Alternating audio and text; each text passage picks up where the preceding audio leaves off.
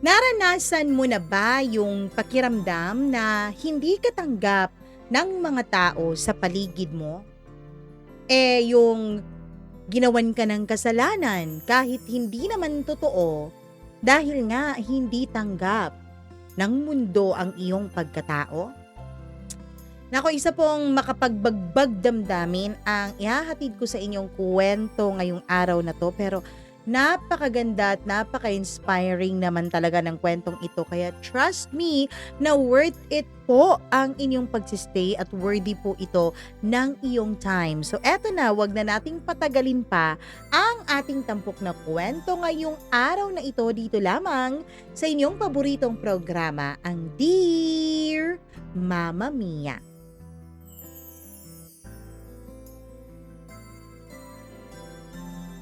May mga bagay na hindi naman natin ginusto pero talagang nangyayari. May mga bagay na wala naman tayong kontrol pero nalulunod pa rin tayo sa mga pangyayaring ito. Dear Mama Mia, alam mo, minsan iniisip ko kung may pagkakataon lang sana na mabura ko ang ilang parte ng aking nakaraan, ay baka ginawa ko na. Pero sa totoo lang, kahit gaano pa kahirap, kahit gaano kasakit, yung mga pinagdaanan kong yon, sila rin ang bumuo sa kung sino ako ngayon. Ako nga pala si Mario R. Cruz. Isang po akong dating guro sa isang pampublikong paaralan dito sa aming probinsya. Dekada 90 noon, panahong halos bawal pang maging totoo sa sarili mo.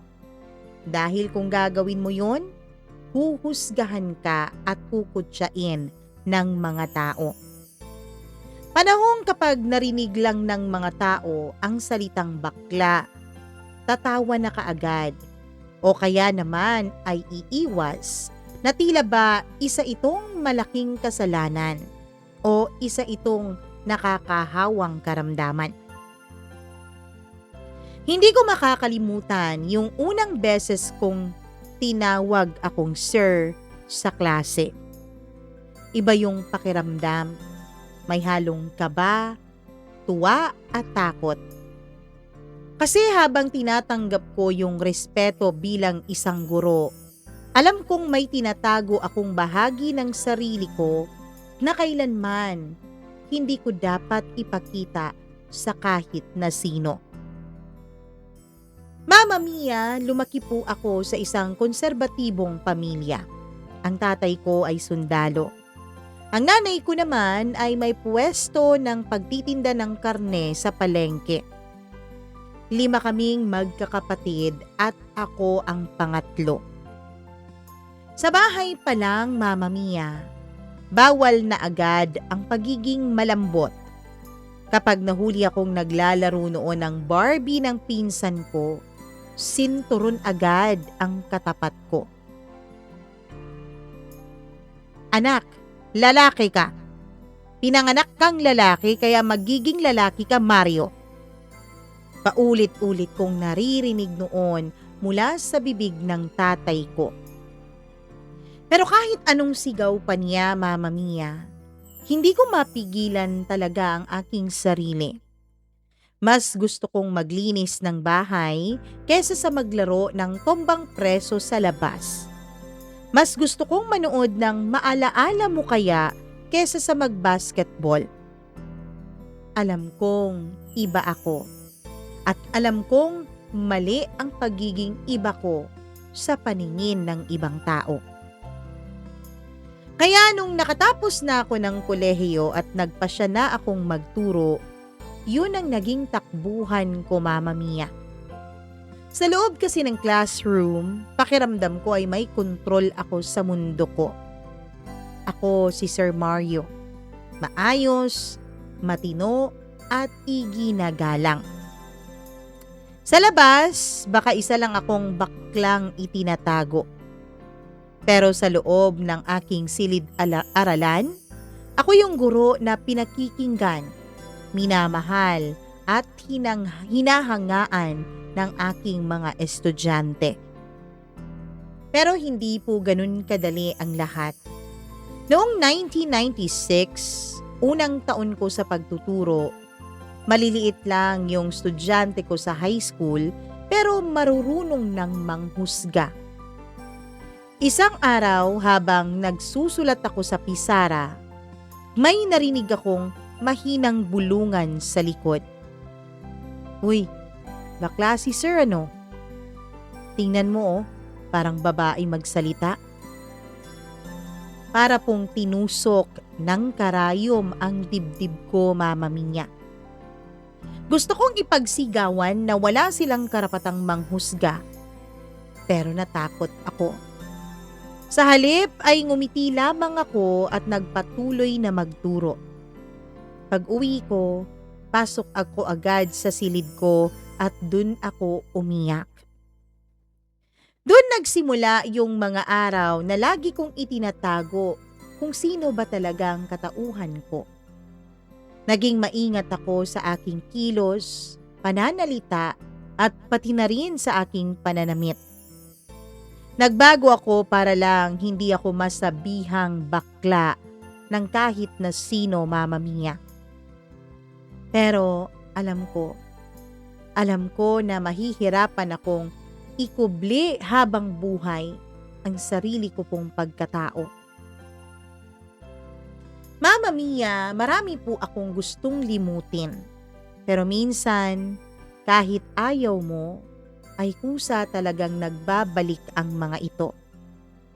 Tulad ni Erwin, isa sa mga co-teachers ko noon.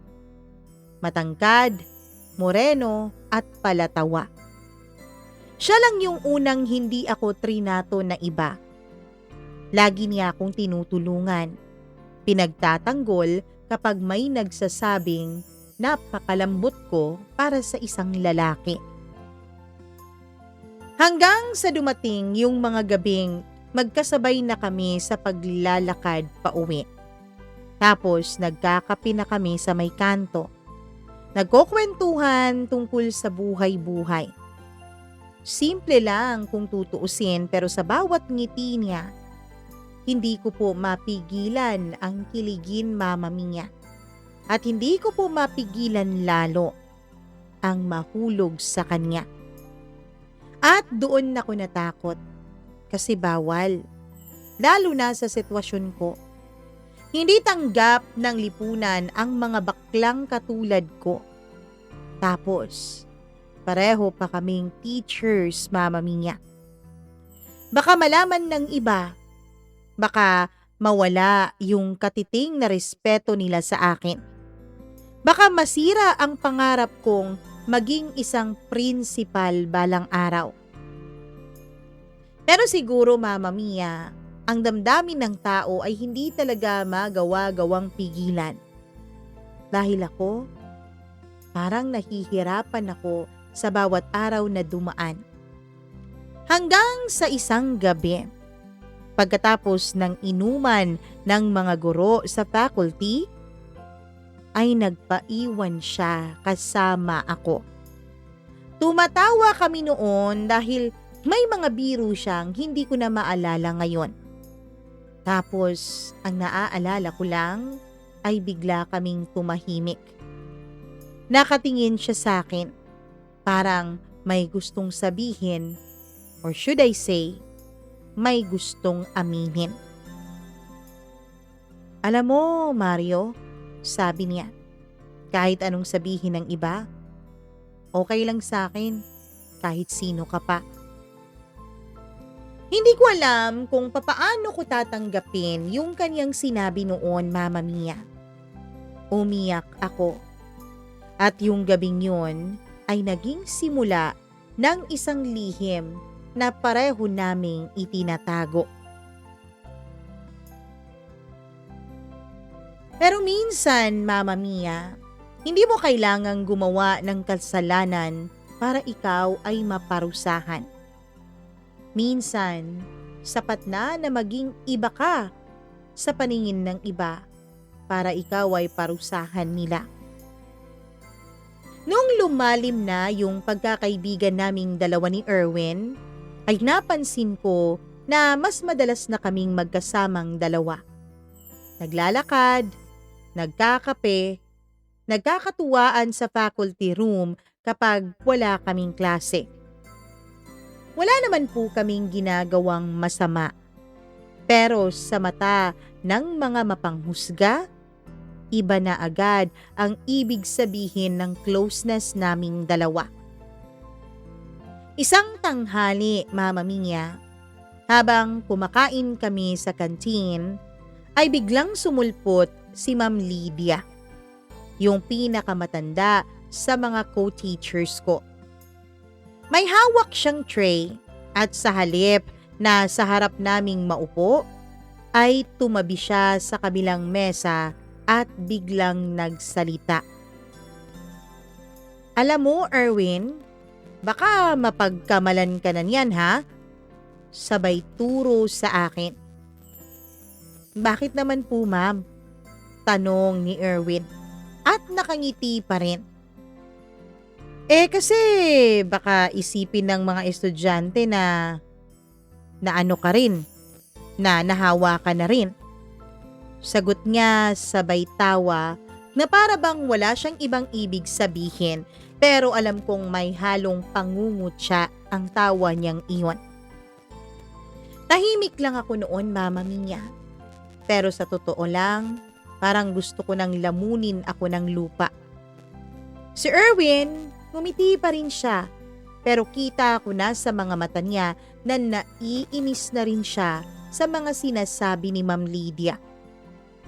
Pagkatapos ng tanghalian ay lumabas ako sa likod ng building, sa tabi ng mga puno ng santol. Doon ako umiyak, Mama Mia. Hindi ko alam kung dahil ba sa hiya o sa sakit ng katotohanan, na kahit gaano ako kagaling o kabuting guro, yung pagkatao ko pa rin ang tinitignan ng mga tao. At doon ko unang naramdaman yung totoong bigat ng pagiging baklang guro nung mga panahon namin na yun. Hindi lang basta-bastang diskriminasyon, kundi yung pakiramdam na kahit anong galing mo, ay sadyang may kulang pa rin talaga. Kinagabihan ay tinawagan ako ni Erwin sa telepono. Alam kasi niya ang telephone number sa bahay. Uy, huwag mong dibdibin yung sinabi ni Ma'am Lydia kanina ha? Sabi niya. Ayos lang yun. Sanay naman na ako. Sagot ko kahit ang totoo ay masakit pa rin. Lahat naman sila, ganun ang tingin sa akin eh. Hindi lahat. Sagot niya. Ako, hindi ganun ang tingin ko sa'yo. Tahimik akong napangiti, Mama Mia. Pero alam kong delikado na yung tinitibok ng puso ko noon.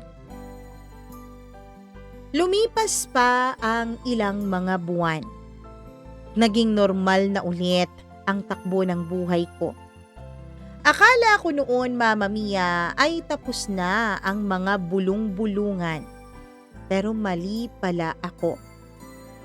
Isang araw, pagdating ko po sa eskwelahan, Mama Mia, ay may kakaibang tinginan ang mga estudyante. May mga ngumunguso, may mga palihim na napapangiti at napapatawa. Sa faculty pagpasok ko ay biglang natahimik ang lahat, na para bang alam ko na agad na ako ang sentro ng kanilang tsismisan. Tila may hangin ng tsismis na nung dumating na ang pinagchichismisan nila ay bigla silang natahimik. Lumapit si Ma'am Tess, isa sa mga co-teachers ko na naging malapit rin sa akin noon. Uy Mario, sabi niya, may kumalat na kwento-kwento dito sa school. Ano? Anong kwento naman po yan? Tanong ko. Na nakita raw kayong dalawa ni Erwin kagabi sa may plaza. Magkahawak daw ang mga kamay ninyo.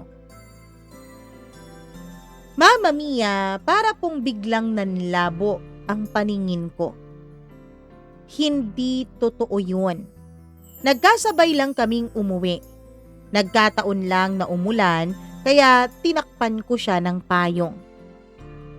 Pero sa mga mata ng tao, Mama Mia, kahit na hindi naman talaga nila nakita ang buong katotohanan, ay sapat na rin yun para kami ay kanilang husgahan.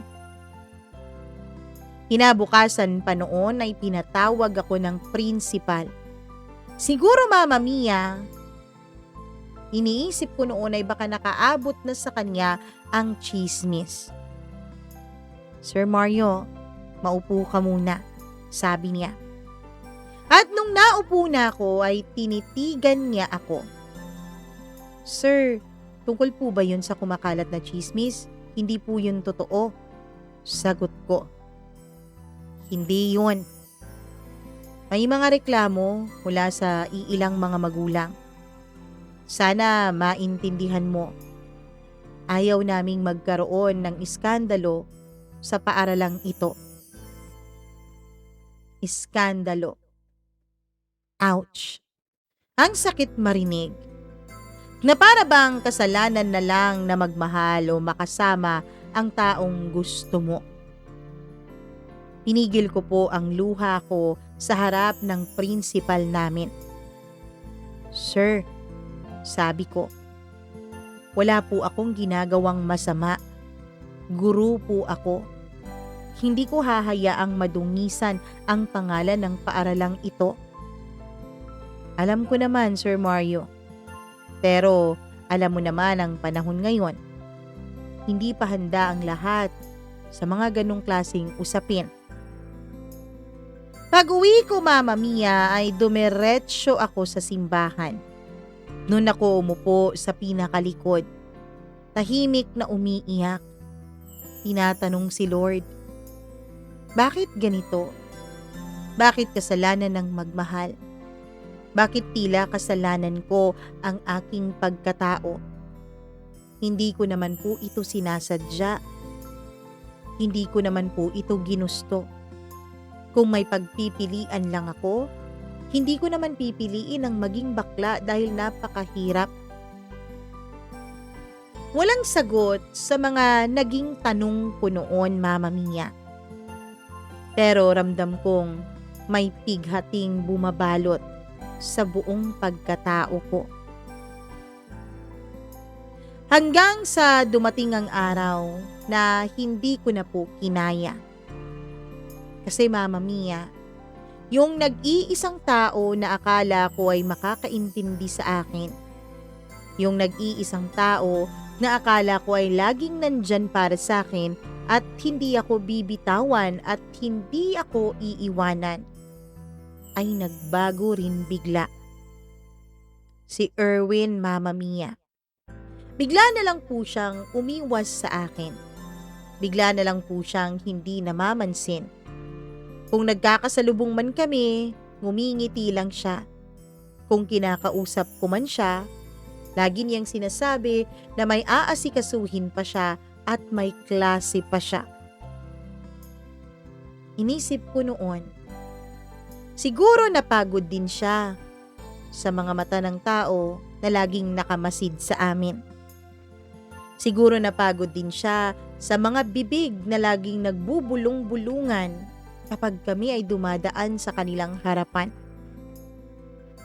Hindi ko naman siya masisisi, Mama Mia. Hindi ko siya masisisi kung mapagod siya at bumitaw na lang sa aming pagkakaibigan. Wala kasi akong karapatang magreklamo. Una, kaibigan lang naman ako. Pangalawa, alam kong komplikado din para sa kanya at delikado din para sa kanyang pagkatao at reputasyon ang pagsama-sama niya sa akin palagi. Mama Mia, Tinanggap ko na lang ang pag-iwas ni Erwin sa akin. Tinanggap ko na lang na sadyang ganun lang talaga ang buhay. Ganun lang talaga ang mga tao. Nandyan kapag hindi pa sila nahihirapan.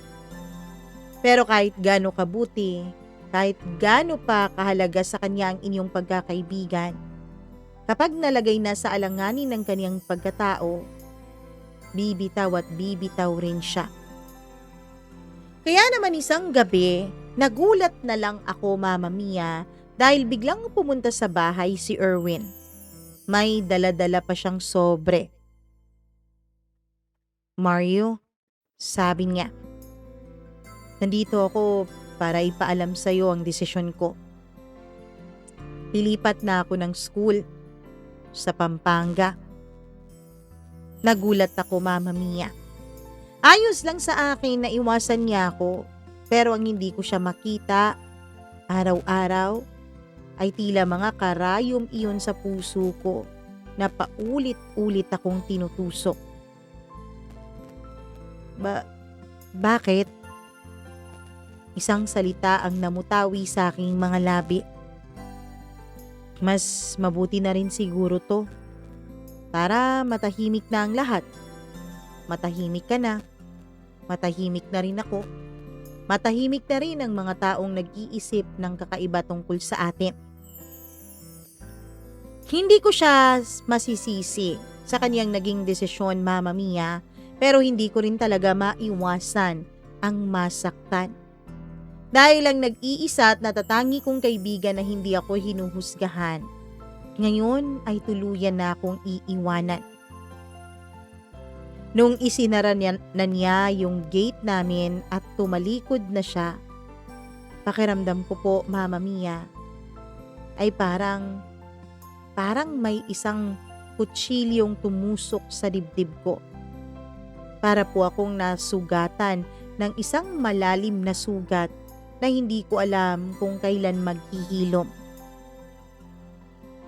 Lumipas pa ang mga buwan, Mama Mia. Tahimik na ulit ang buhay ko. Wala na ulit yung mga bulong-bulungan. Pero kasabay ng pagtahimik ng aking buhay ay ang pagkawalan nito ng kahit na anumang kulay. Tinuloy ko pa rin ang pagtuturo. Kasi kahit na totoong minahal ko na si Erwin, first love ko po talaga ang magturo, Mama Mia. Kaya naman kahit na ang mga batang aking tinuturuan ay ang unang nanghuhusga sa akin, ay pinalampas ko na lang ang lahat ng yon. Araw-araw, paulit-ulit pa rin akong ngumingiti kahit pagod na ako. Kahit durog na ako sa loob. Paulit-ulit kong pinapakita sa kanila na ayos lang ako, na hindi ako apektado sa mga nangyari. Hanggang sa dumating ang panahon na halos wala na nga talaga akong kaibigan sa faculty. Hindi dahil masama sila sa akin, kundi dahil natatakot silang madamay. Alam mo ba ang pinakamalupit sa lahat, Mama Mia? Naging usap-usapan ako, hindi lang ng paaralan, kundi ng buong bayan namin. Pati ng mga kapitbahay namin. Si Sir Mario daw, bakla. Kaya pala matino masyado. Kaya pala hindi talaga yan dumaan sa pagiging bulakbol kagaya ng karamihan ng mga kalalakihan. Kasi may tinatago pala. Alam nyo, huwag nyong ipapalapit yung mga anak nyo sa kanya. Lalo na yung mga lalaki dahil baka mahawa. O baka worst, baka kung anong mangyari sa kanila. At yung mga anak nyo ring babae, huwag nyong papalapitin. Baka mahawa sa kalandian. Para akong kriminal, Mama Mia. Para akong may leprosy na ayaw nilang lapitan. Noong dumating ang 2000s, nagbago na ang paligid. Unti-unting nagkaroon ng cellphone, ng internet. Unti-unti rin na mas naging malawak ang pananaw ng mga tao sa paligid. Pero hindi pa rin sapat iyon, Mama Mia. Hindi pa rin sapat ang pagbabago ng paligid. Tumanda ako sa pagtuturo. Umabot ako ng halos 30 taon sa serbisyo. Wala akong asawa, wala rin akong anak. Pero ang dami kong naging anak-anakan dito sa puso ko. Mga estudyanteng tinulungan ko, minahal ko na parang tunay kong mga kadugo at parang tunay kong mga anak. Isa na doon, Mama Mia, ay si Carlo.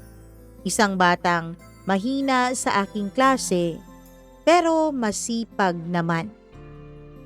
Binubuli siya ng kanyang mga kaklase kasi malambot din daw siya. Tuwing tinutukso siya, napapatingin siya sa akin na para bang humihingi ng tulong at ng pagsaklolo ko. At sa bawat pagkakataon, ipinagtatanggol ko po siya, Mama Mia. Alam nyo, huwag nyo nga siyang kutyain, sabi ko minsan sa klase nung narinig kong pinagtatawanan nila si Carlo. Ang tunay na pagkatao, hindi nasusukat sa kilos, kundi nasusukat sa kabutihan ng puso. Natahimik ang buong klase. Pero kahit na may katahimikan sa paligid, may mangilan-ngilan pa rin, Mama Mia, na parang ngumingiti at hindi naniniwala sa mga sinasabi ko. Pagkatapos ng klase ay nagpaiwan si Carlo. Lumapit siya sa akin. "Sir," sabi niya, "salamat po ha. Alam niyo po, gusto ko pong maging katulad niyo ko." Napangiti ako sa kanyang sinabi. Doon ko na-realize, Mama Mia, na baka ito pala ang talagang purpose ko sa buhay. Hindi para itago kung sino ako, kundi para ipakita na kahit ganito ako, hinuhusgahan at kinukutya ng iba, ay kaya kong maging mabuting tao kahit sa mundo na puno ng panghuhusga. Kahit sa mundo na kinukutya at pinagtatawanan ako, kaya ko pa ring magbigay ng kasayahan at kabutihan. Alam mo, Mama Mia, akala ko po talaga noon ay tapos na ang mga sakit na pagdadaanan ko. Akala ko pagkatapos ng mga taon ng tahimik kong pagtitiis, unti-unti rin akong matatanggap ng mundo. Pero mali pala ako, Mama Mia. Minsan, kahit ilang taon ka nang nagpapakabuting tao, isang maling aksyon mo lang, wasak ang lahat ng mga pinaghirapan mo.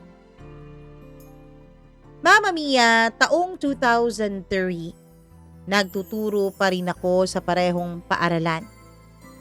Mas maayos na ako noon. Tahimik, professional lang kahit walang masyadong kaibigan sa faculty. Pero ang importante ay wala rin naman akong kahit na sino o kahit na anong kaaway. Hanggang sa dumating si Joel. Third-year student, Mama Mia. Transferee. Mula sa isang private school, i-transfer sa school namin dahil nagkaroon ata ng problema. Matalinong bata siya, pero may problemang malaki sa loob ng kanilang pamilya. Madalas ko siyang napapansin na tahimik lamang. Madalas siyang nalulungkot sa klase.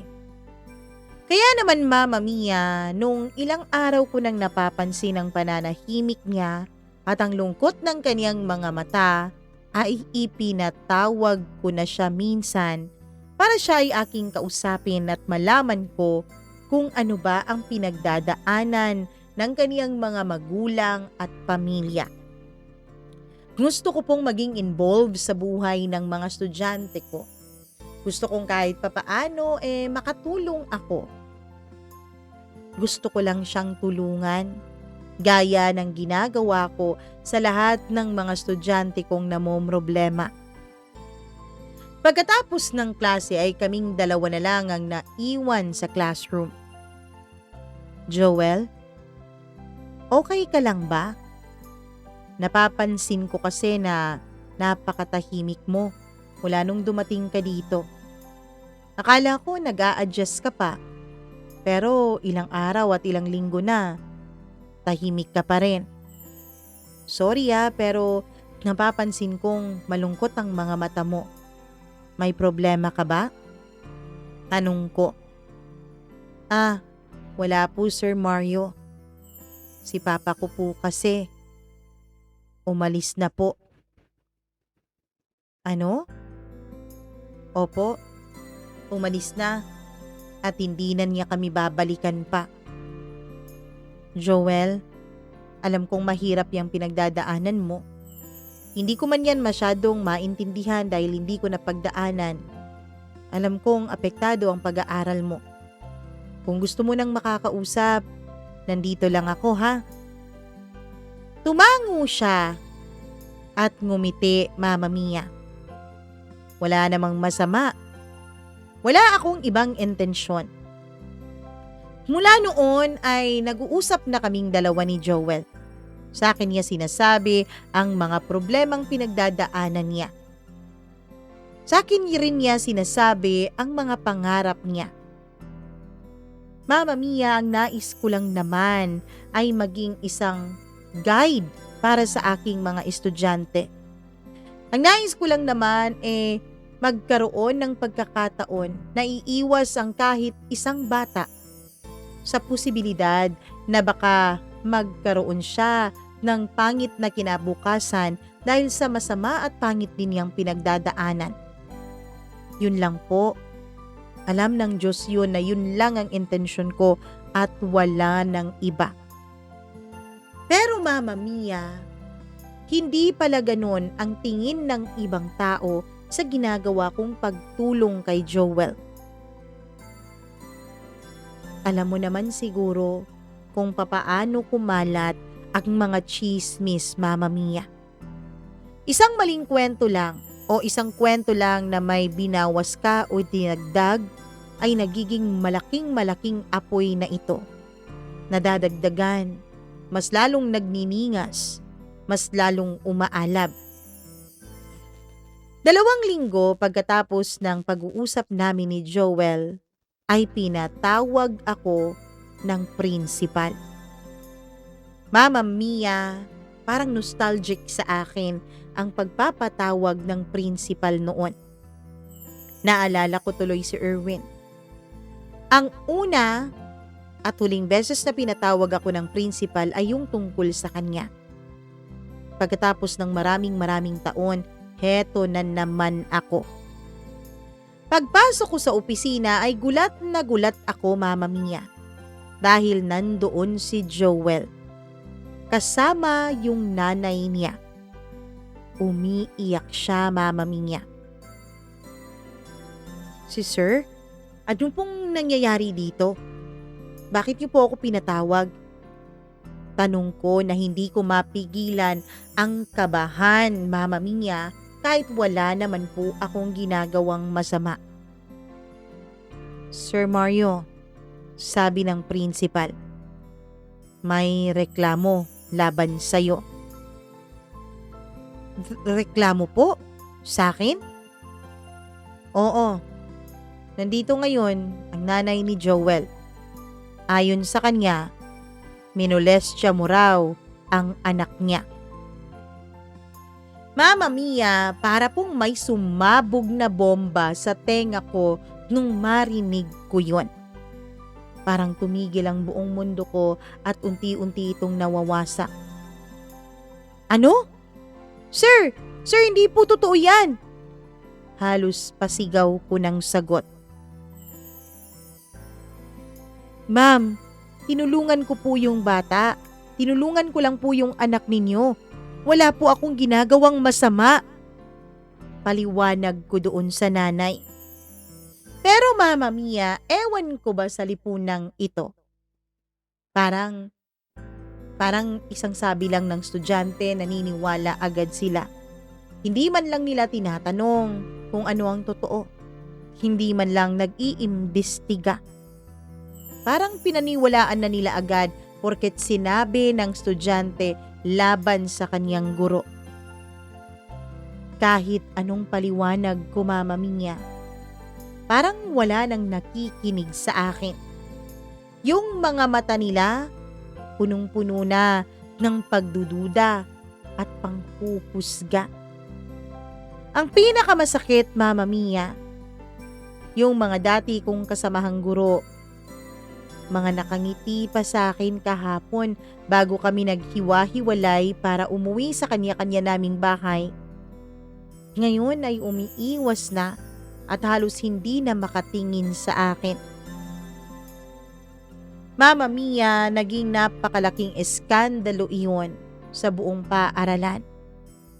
Nagmakaawa ako sa principal. Sinabi kong alamin muna ang totoo dahil sigurado ako na wala akong ginagawang masama. Pero hindi po nakinig ang principal sa akin. Ang sabi niya, Mama Mia, magiging malaking eskandalo daw ito kapag nakalabas pa ito sa paaralan. Kaya ang ginawa ko, pumunta ako sa mismong bahay ni na Joel. Nagmamakaawa akong kausapin ng nanay niya. Ma'am, sige na naman po. Wala po akong ginagawang masama sa anak ninyo. Tinutulungan ko lang po ang anak ninyo dahil may problema siya dito sa bahay ninyo. Kinakausap ko lang po siya. Wala po akong ginagawa o sinasabing masama sa kanya. Pakiusap ko, Mama Mia, na halos lumuhod na nga ako sa pagmamakaawa ko sa kanya. Pero matigas siya. Pasensya na po kayo, sir. Pero kailangan kong paniwalaan ang anak ko. Sino pa bang magtatanggol sa kanya kundi ako na lang dahil wala na ang tatay niya. Iniwanan na kami. Hindi ko na alam, Mama Mia, kung ano pang iisipin ko noon. Hindi ko alam kung papaano pa ba ako makakabangon. Kasi kahit walang ebidensya, kahit wala namang katotohanan, pinatawag po ako ng DepEd. Sinuspindi ako, Mama Mia. At sa huli, hindi rin ako pinaniniwalaan. Sa huli, tinanggal po ako sa serbisyo. Napakasakit nun para sa akin. Isang malaking dagok yun para sa puso ko, Mama Mia. Ang pagtuturo na lang ang natatanging dahilan kung bakit ako sumasaya, kung bakit ako nakakaramdam na may silbi pa ako dito sa mundo. Yun na lang, Mama Mia, tapos tinanggal pa nila sa akin. Pero ano pa nga bang magagawa ko, diba? Humala na. Kasi ano bang magagawa ng isang gurong katulad ko? Isang gurong hindi man lang pinaniniwalaan ng kahit na sino. Ilang araw lang pagkatapos kong matanggal sa serbisyo, ay parang wala na pong saysay ang lahat sa buhay ko. Yung buhay ko, Mama Mia, ay napakatahimik. Hindi yung tahimik na may kapayapaan, kundi yung katahimikan na alam mong may nanghuhusga. Yung mga kapitbahay ko, umiiwas na sa akin. May mga bulong-bulungan na rin maging sa mga tindahan sa kanto. Ayan ayan na yung baklang guro. Alam mo, sinibak daw yan sa serbisyo. Kasi nanghipo raw. Tapos estudyante pa talaga. Minor de edad yung hinupuan. Walang hiyayang guro na yan. Mga bakla talaga, salot sa lipunan. Mama Mia, para sa akin wala na pong masasakit pa doon. Hindi lang dahil nawalan ako ng trabaho, kundi dahil pinaniniwalaan nilang lahat na kaya kong gumawa ng ganung karumal-dumal na bagay, na kaya kong mambastos ng estudyante. Isang gabi, hindi ko na talaga kinaya. Kinuha ko yung lumang bote ng brandy sa cabinet. Pang-display lang sana yun, Mama Mia. Pero dahil hindi ko na kaya ang nararamdaman kong sakit, ay uminom ako magdamag. Lasing na ako. Hanggang sa nakita ko yung mga diploma at mga certificates ko, Mama Mia, na nakalagay pa talaga sa dingding ng bahay. Mga papuring pinaghirapan ko ng kalahati ng buhay ko. Kinuha ko yun lahat. Tinanggal ko sa mga frame at pinunit ko lahat, Mama Mia. Umiiyak ako habang paulit-ulit kong sinasabi, Lord, bakit? Bakit? Ginawa ko naman ang lahat. Naging mabuti naman ako. Naging maayos naman akong guro. Pero bakit? Bakit kailangang pagdaanan ko lahat ng to? Bakit kailangan pati pagtatrabaho ko, pagtuturo ko? Bakit pati yun kailangang mawala sa akin? Tinanggap ko na nga na hindi na ako magkakaroon ng taong magmamahal sa akin. Hindi na ako magkakaroon ng kasama habang buhay. Na magiging bakla na lang ako hanggang sa aking kamatayan. Tinanggap ko yun. Pero bakit pati ito? Ang natitirang pag-asa ko, bakit pati ito nawala at tinanggal sa akin? Mama Mia, ilang ulit akong nagsisisigaw. Wala na akong pakialam kung may makarinig man sa aking kapitbahay. Wala na rin naman akong reputasyon na iniingatan. Bakit pa? Iniingatan ko naman ang reputasyon ko dati pero nawala pa rin sa akin, di ba? Kaya wala nang halaga sa akin to. Wala nang halaga kahit ano pa ang mangyari sa akin o ano pa man ang marinig nila sa akin. Mama Mia, sa totoo lang po, umabot ako sa punto na gusto ko na lang tapusin lahat ng paghihirap ko. Na gusto ko na lang umalis sa mundong ito.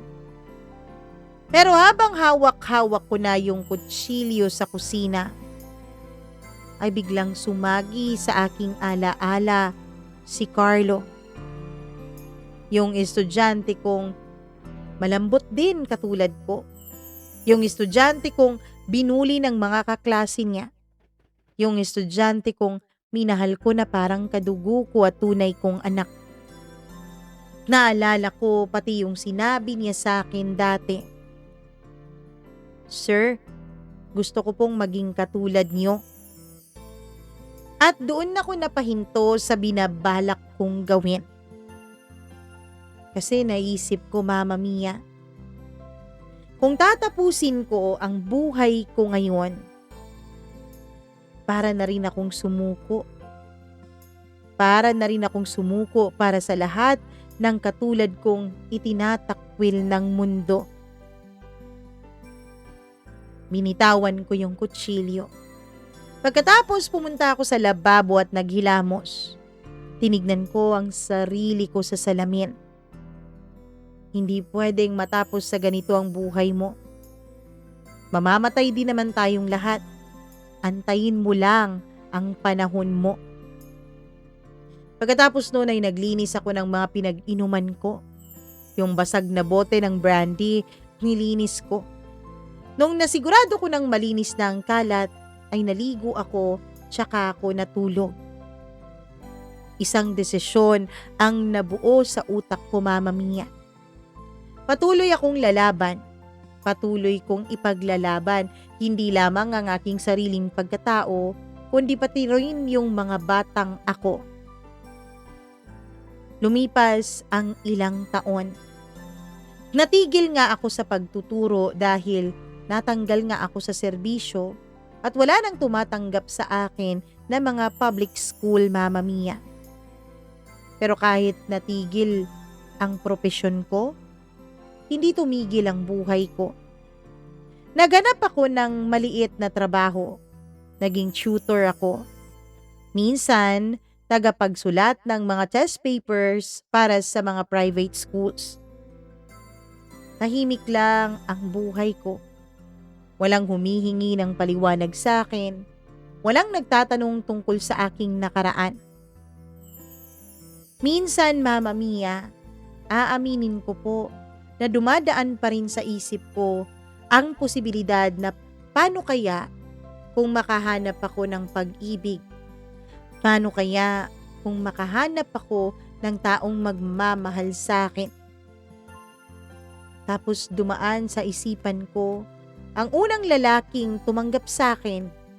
Hindi nga lang buo pero at least tinanggap ako ng ilang panahon. Si Erwin. Ano na nga bang nangyari sa kanya?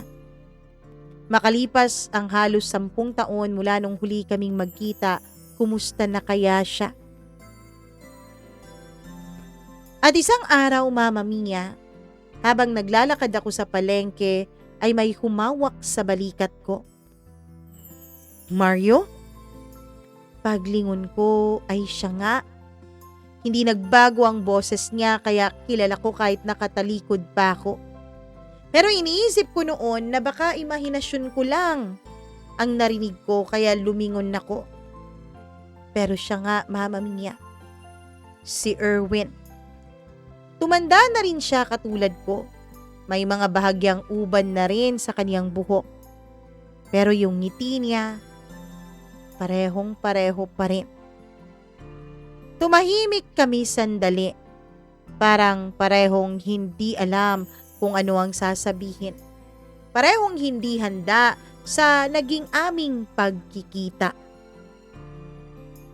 Narinig ko yung nangyari sa'yo. Sabi niya, matagal na yun. Tapos na yun. Sagot ko naman, hindi dapat nangyari sa'yo yun. Kilala kita. Alam kong walang katotohanan yung binibintang sa'yo. Nangyari na nga eh. May oras ka ba, Mario? Pwede ba tayong magkape o magmerienda? Tumango ako, Mama Mia, dahil wala naman din akong gagawin sa araw na yon. At isa pa po, na-miss ko rin talaga ang taong ito. At hindi ko alam kung magkakaroon pa kami ng ganitong pagkakataon na magkita muli. Kaya pinagbigyan ko na siya. Pumunta kami sa isang karinderya. Naupo kami doon at nag-order kami ng tinapay at kape, tulad ng dati. Pero ngayon, pareho mo nang makikita sa mga mata namin na pareho kaming pagod. Pareho kaming durog sa mga pagsubok ng buhay, pero pareho pa rin kaming buhay at humihinga pa rin naman. Naalala mo dati, sabi mo sa akin, gusto mong maging principal. Yun ang ultimate mong pangarap. Tanong niya. Oo. Alala ko pa. Pero tadhana nga yata ang tumututol sa pangarap ko. O baka naman, hindi pa huli ang lahat. Napangiti ako, Mama Mia. Kasi sa totoo lang, kahit ilang beses akong sinira ng mundong ito, hindi ko pa rin kayang kamuhian ang pagtuturo. Mahal ko pa rin talaga ang magturo ng mga bata. Mahal ko pa rin talaga ang magbigay ng guidance sa kanila. Di ko alam kung mangyayari pa yun eh. Abay, malay mo naman. Baka naman mangyayari pa. Kung mangyari man, imposible na siguro. At siguradong Diyos na talagang may gawa. Pagkatapos ng pag-uusap namin, Mama Mia, ay nagpasya kaming magpaalam sa isa't isa. Lumipas pa ang ilang panahon. Taong 2010, may lumapit sa akin. Nasa isang food court ako ng mall at kumakain ako noon ng lunch ko, Mama Mia. Nagulat ako dahil halos hindi ko na makilala ito. Si Carlo. Si Carlo na dati kong estudyante. Si Carlo na dati ring malambot na pinagtatanggol ko. Ngayon ay isa na rin siyang guro. Sir Mario, sabi niya sabay yakap. Kumusta ka na? Eto, mag-isa pa rin sa buhay. Upo ka. Sabayan mo akong mananghalian. Offer ko. Habang nag-uusap kaming dalawa ay biglang umiba ang tono niya, Mama Mia. Pati na rin ang topic na pinag-uusapan naming dalawa. Alam niyo po ba, Sir Mario? Ikaw po ang dahilan kung bakit ako naging guro ngayon. Kung bakit po pinili kong magturo. Napaluha ako. Hindi mo alam, Carlo, kung gaano ko yan kailangan na marinig, lalo na sa mga panahong ito. Mama Mia, naikwento ko kay Carlo ang nangyari. Sabi niya, may nakapag-abot na raw sa kanya ng chismis na yun. Hanggang sa nag-usap kaming dalawa, tinanong niya ako kung gusto ko raw bang bumalik sa pagtuturo ko. Tinanong niya ako kung mahal ko pa rin ba daw ang pagtuturo. Oo eh.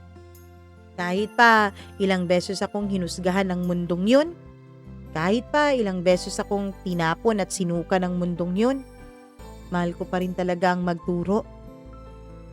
Wag ko kayong mag-alala, sir. Ako pong bahala.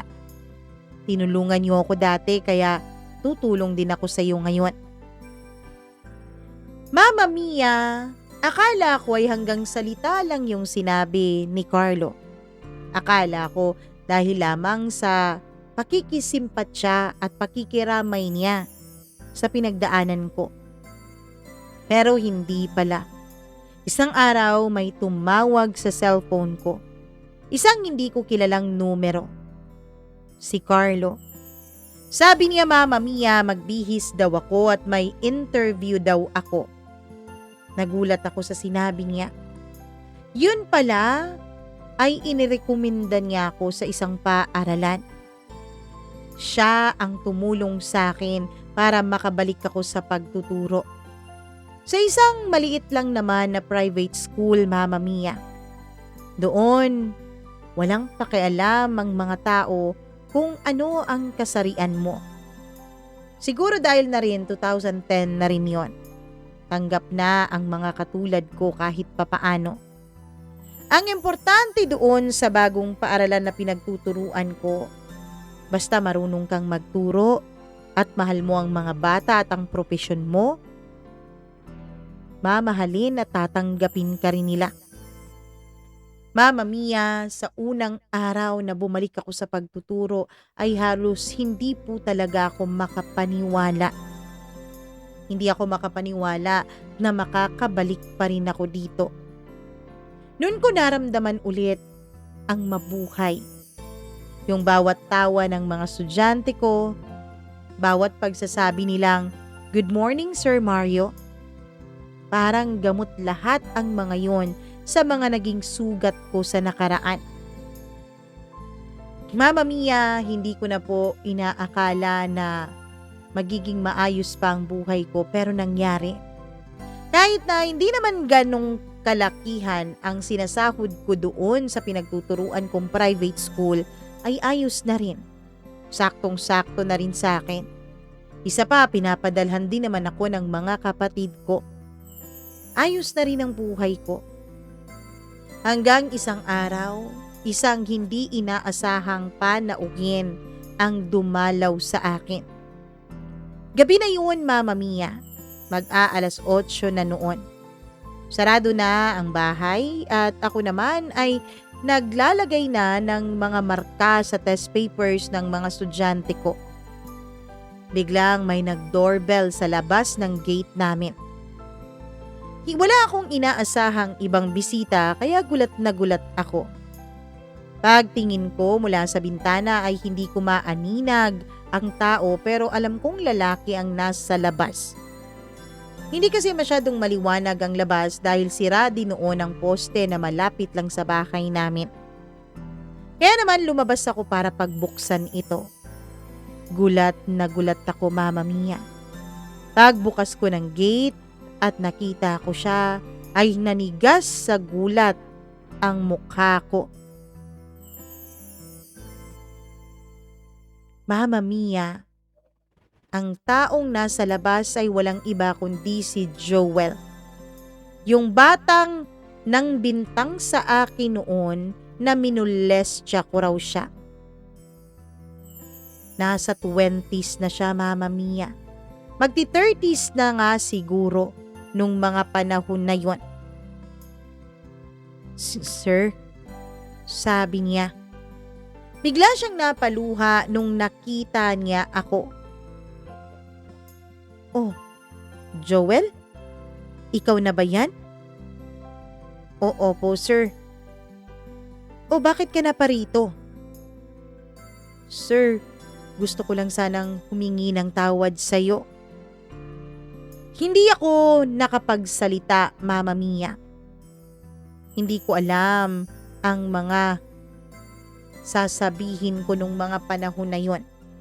Biglang nanumbalik sa aking alaala yung araw na pinatawag ako ng principal. Yung araw na umiiyak siya at pinagbintangan ako ng nanay niya na milolestya ko raw siya.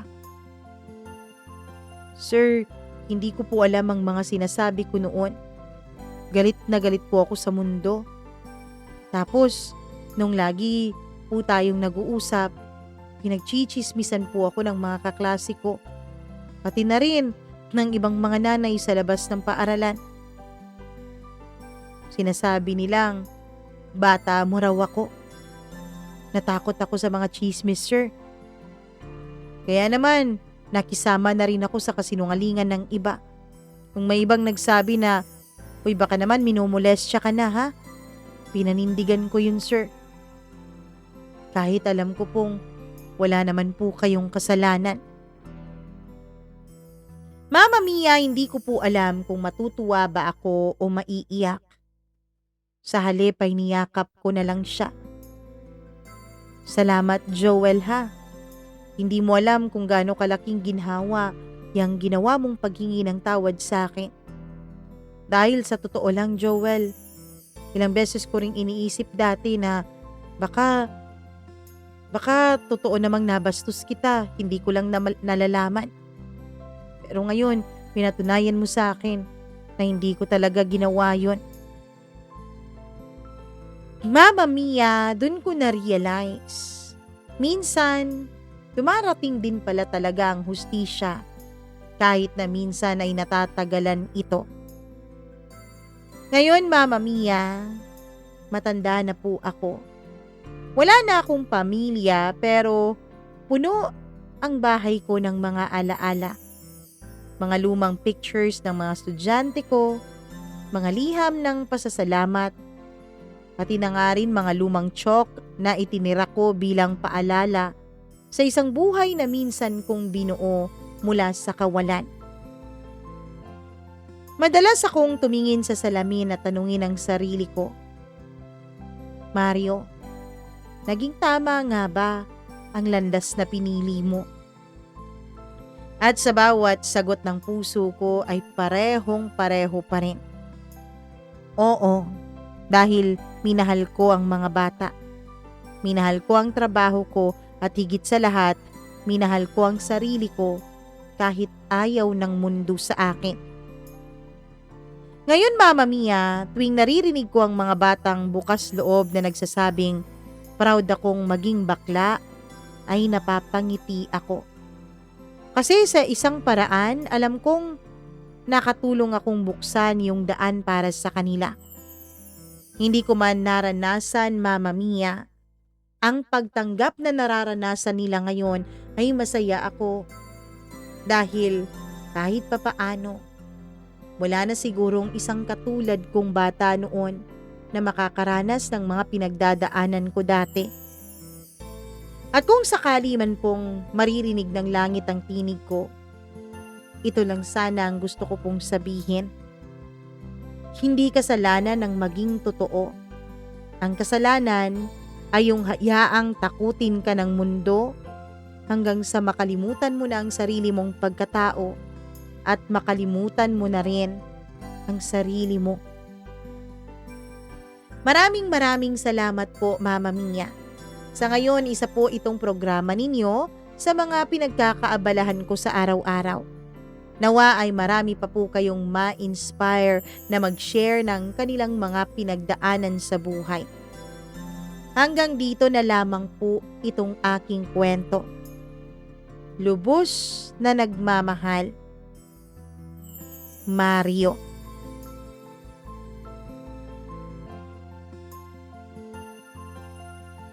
Grabe. Ang ganda ng storya ni Sir Mario. Si Sir Mario na dating tinanggihan ng mundo ay naging inspirasyon ng mga batang tinuruan niya.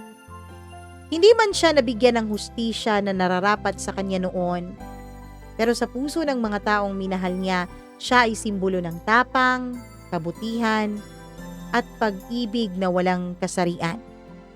Maraming salamat, Sir Mario, sa pagbibigay mo ng pahintulot na ibahagi natin sa iba ang kwento ng iyong buhay. Alam mo, dahil sa iyo, Sir Mario, may naalala tuloy akong isang guro ko rin dati sa high school.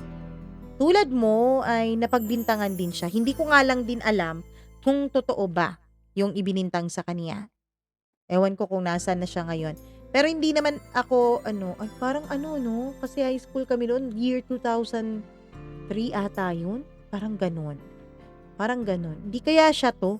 Hoy sir, hindi kaya ikaw tong nag-share ngayon? Nako, natatakot ako. Baka si sir to. Hindi ko na maalala ang apelyido niya, pero siya. Parang siya nga, no? Ngayong inaalala ko yung mukha ng sir ko na yon, parang hindi kaya siya tong nagsulat. Wala na rin kasi akong balita tungkol sa kanya eh. And yes, natanggal po siya sa pagtuturo niya. Kasi yung sa kanya, hindi lang po ata isa yung nagreklamo. Dalawa sila. Parang ganon. Anyways, sana ay naging inspirasyon ang kwentong ito ni Sir Mario na kahit gaano pa kalupit ang mundo, meron at meron talagang mga taong magmamalasakit sa'yo. At meron talagang mga magagandang mangyayari sa buhay mo. Kaya huwag kang bumitaw, kapit ka lang, pasasaan ba't matatapos din ang gabi at lilitaw din ang umaga. Charot, grabe naman ang matalanghagang salita na yan. Maraming salamat po sa inyo. And in line po ito sa Teacher's Month ha. Ayun, kasi Teacher's Day last week ata. Oo, 5. Tapos ito 11. So, eto, for Teacher's Month po ito. Happy Teacher's Month at Teacher's Day sa lahat ng mga magigiting nating mga guro. Maraming salamat po sa inyong sakripisyo at pagmamahal sa inyong mga estudyante. Kahit hindi naman talaga kailangan ay minahal niyo po kami. Kaya thank you so much talaga. Sa mga nanonood ngayon, please do like and share this video para naman ma-inspire din yung iba na mag-share at ma-inspire din yung iba sa naging kwento ni Sir Mario. So go, push nyo na yan, share na at saka isubscribe nyo na itong ating channel. Pagkatapos nyo pong mag-subscribe, i-click nyo na rin yung notification bell para lagi po kayong nanonotify sa tuwing meron tayong bagong upload. At syempre, pakisubscribe na rin yung ating isa pang channel dyan sa baba. Ayan ang link, Encounters with Mama Mia. Sa lahat po ng mga nanonood at nakikinig, maraming salamat po sa inyong suporta. Lalong-lalo na sa mga hindi nagsiskip ng ads, sa mga subscriber natin, at pati na rin dito sa atin pong mga members. Ayun, di talaga sila nakontento sa subscribe, nagpa-member pa talaga, kaya dahil dyan mahal na mahal ko kayo. Hi ako kay Colleen Bueno, kay Diane Martinez, Evelyn Kawit, maraming salamat. Janice Linian, Maria Elena Abe, Maureen Tugab, Gimaras Girl, Easy Gale, Mila Raduban at Freaky, maraming salamat po sa inyong pagmamahal at walang sawang pagsuporta. At syempre, hindi din natin kakalimutan itong ating mga, alam niyo na, mga commentators dito sa atin. Hi ako kay Shumi9688, Rose Eunice, maraming salamat. Ma'am Judith McGovern, hello sa iyo, kumusta? Jennifer Lingaza, Julieta Estralobio, Nora Barido Hamandre, Nika Nix, maraming salamat. Vea Magdamit Munhardin, maraming salamat sa iyo. Alex Ness, and hello rin kay Mitchie Eduardo or Mitch Eduardo. Thank you very much sa inyong pagmamahal at walang sawang pagsuporta dito sa channel natin. Sa mga may kwento dyan ng sarili nilang buhay, please do share that to us. Email lamang po kayo, mamamiacdo0317@gmail.com. Ako po si Mama Mia. Hanggang sa susunod nating kwento. Maraming salamat po. Mwah! I love you. Bye!